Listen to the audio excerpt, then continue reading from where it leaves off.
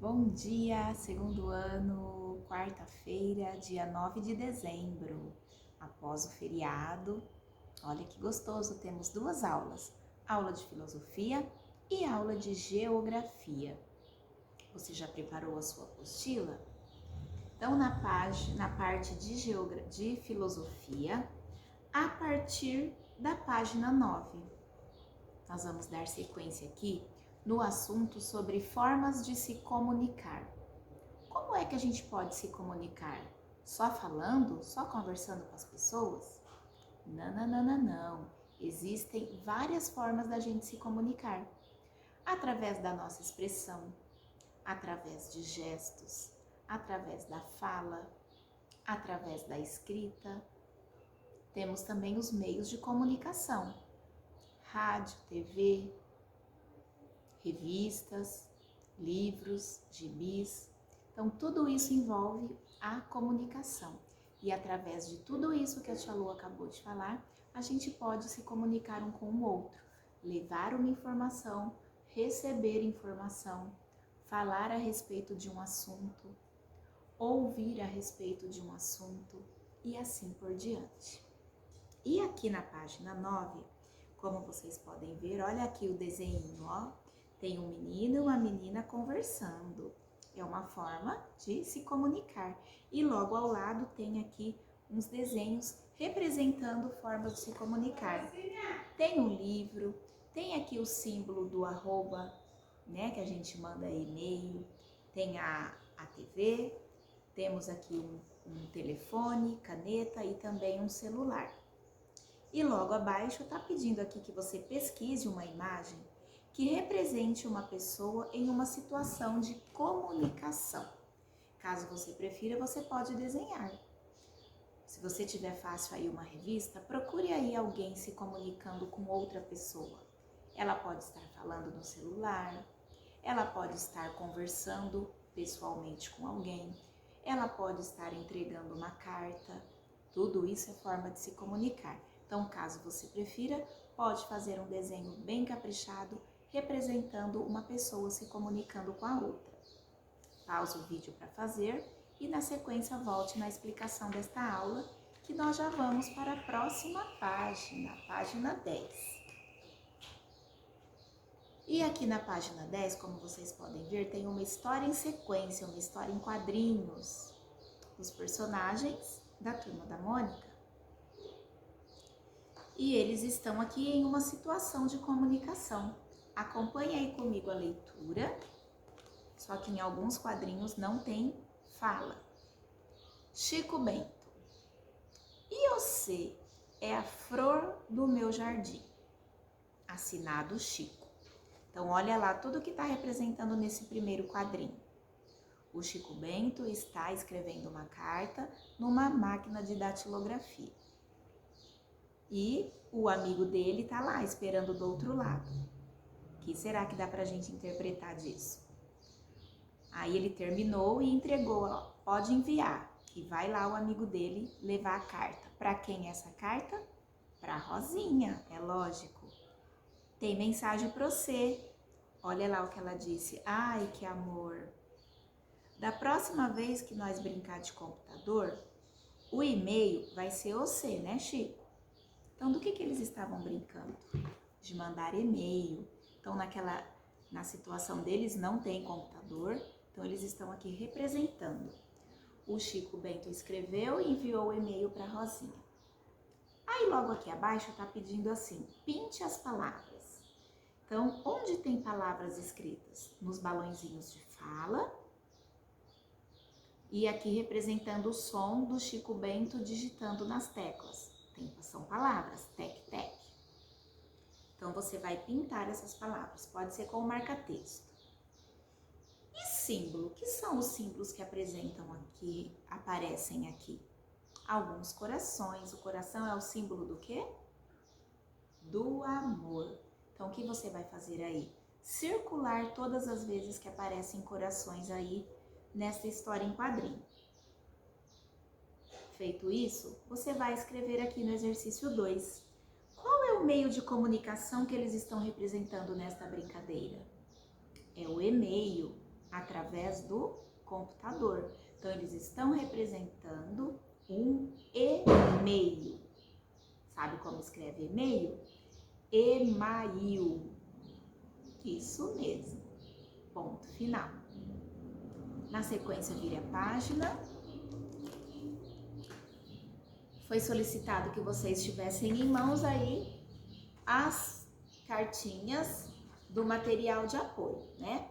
E nessas cartinhas aqui tem algumas situações, algumas questões, né? Umas perguntinhas. O que uma pessoa pode estar sentindo quando grita, quando ri, quando chora, quando faz careta, quando treme, quando abraça, quando abaixa a cabeça, quando fecha os olhos, quando se encolhe, quando quer conversar, quando fica calada e quando quer ficar sozinha. Então aqui são várias perguntas. Qual é o objetivo deste jogo, desta brincadeira aqui? É a gente entender que o sentimento também tem a ver com a nossa expressão. E a nossa expressão tem a ver com o nosso sentimento. Então o que uma pessoa pode estar sentindo quando ela grita? Ela pode gritar de alegria, ela pode gritar de medo, de susto. Então depende do que ela está sentindo naquele momento. O que uma pessoa pode estar sentindo quando ela se encolhe toda? Ela pode estar com frio, está toda encolhida, como também ela pode estar com medo. E quando ela chora, o que ela pode estar sentindo? Saudade, dor, tristeza. Então tudo tem a ver com o nosso sentimento. E através do nosso sentimento a gente vai se expressar. E através da nossa expressão a gente está se comunicando. As pessoas vão entender que a gente está diferente, igual eu tô ali toda encolhida porque eu tô com frio. Eu estou me comunicando, eu estou dando um sinal para alguém que eu preciso ficar aquecida, que eu estou com frio. Deu para entender o que uma coisa tem a ver com a outra? Então essa brincadeira aqui você poderá fazer com os seus familiares, tá? Você vai destacar todas as peças, você pode virar de cabeça para baixo e um de cada vez tira uma cartinha. E aí a pessoa, cada um que tirou uma cartinha, poderá explicar sobre a pergunta que tem aí. É bem legal. Seguindo aqui lápis na mão, há situações em que as pessoas usam símbolos para expressar os sentimentos, os pensamentos, ações, ordens, proibições e outras informações. Assim como nós vimos ali na história em quadrinhos do e-mail, né, do Chico Bento para Rosinha. O que ele estava transmitindo para ela? O sentimento do amor. Então ele representou através do quê? Do coraçãozinho desenhado. Só que quando a gente sai aí pela rua, pelos lugares, quando a gente vai viajar, a gente encontra algumas placas que têm alguns símbolos. E esses símbolos querem nos dizer alguma coisa. Então as placas também estão nos fazendo entender alguma coisa. É uma forma de se comunicar. Quando eu faço um gesto, ó, eu tô pedindo o quê? Silêncio, né? Quando eu faço assim, ó, estou pedindo silêncio através do meu gesto. Então eu estou me comunicando com as pessoas. E logo aqui abaixo tá pedindo: lembre-se de alguns símbolos que você já observou no dia a dia. Desenhe um desses símbolos e explique o significado dele. Você já deve ter visto em alguns lugares o símbolo do proibido fumar. Como esse símbolo é representado numa placa? Tem o desenho de um cigarro, um círculo e um corte na diagonal, indicando que é proibido. Nas ruas de nossa cidade também é comum a gente ver assim nas esquinas, em algum lugar da rua, placas de sinais de trânsito. Quando você ver uma placa com a letra E no meio e um X, quer dizer o quê? Que é proibido parar e estacionar ali. Não pode nenhuma das duas coisas. Quando você vê em frente a um hospital uma plaquinha de silêncio, quer dizer o quê? Que naquele espaço não é permitido barulho, em respeito às pessoas hospitalizadas. Então, e quando a gente viaja, que tem ali uma plaquinha que tem o talher, o garfo e a faca, indicando que logo adiante vai ter um restaurante, um lugar para se alimentar. Então, lembra aí alguns sinais, alguns símbolos que você conhece, desenhe e escreve aí o que ele representa. E a gente já volta para continuar. E em seguida você vai escrever aí esses símbolos que tem aí no final da página. O que eles representam, o que esses símbolos representam. Então, olha lá os talheres que eu acabei de falar. O que você vai escrever aí embaixo? Restaurante. Ponto de interrogação. O que significa ponto de interrogação quando a gente está lendo algum texto ou tem alguma historinha? Dúvida, né? Estou com dúvida, não sei o que fazer. Então, o ponto de interrogação é um símbolo que representa dúvida ou pergunta. A pomba. Quem sabe qual é o significado do símbolo de uma pomba branca? Paz. O símbolo da paz. Escreve aí. Olha lá a pessoa pedindo silêncio. Então, você vai escrever aí, ó, silêncio. E essa cifra aqui, essa nota musical, indica música. Então, você vai escrever essas palavrinhas que a tia Lu acabou de falar. E assim que você terminar, vira a página, onde na página seguinte tem um textinho curto aqui, que são partes de uma música que você já deve conhecer, da palavra cantada, onde vai mostrar que a palavra representa alguma coisa. O título é Uma Palavra. Uma palavra calada, o silêncio. Uma palavra risonha, gargalhada. Uma palavra cantada, canção, música. Uma palavra molhada, chuva. Então aqui tem o exemplo, né? Na própria letra da música pede e já dá a resposta. E aqui na página seguinte, quem vai fazer isso é você. Você vai dar um exemplo, né? Com base nesses exemplos aqui da página 12, você vai escrever um exemplo que representa uma palavra barulhenta, que pode representar o barulho. Gritos, festa, música. Uma palavra chorona, tristeza, dor. Uma palavra cochichada, que eu falo cochichando, baixinho, segredo, né? Que eu falo, que eu cochicho assim, é um segredo. E uma palavra seca, o que pode representar uma palavra seca? O que é seco? A terra, o vento. Então, você vai pensar aí e dar exemplo nessas 4 situações. E depois aqui embaixo, descubram palavras adequadas para completar cada item. Uma palavra gentil. O que representa ser gentil? Uma palavra agressiva. Uma palavra bondosa e uma palavra maldosa. Você consegue pensar aí. Caso não conseguir, peça ajuda para o seu responsável e escreva aí um exemplo para cada uma dessas palavras de acordo com a situação. Use a sua imaginação e a sua criatividade. E assim que você terminar, vire a página,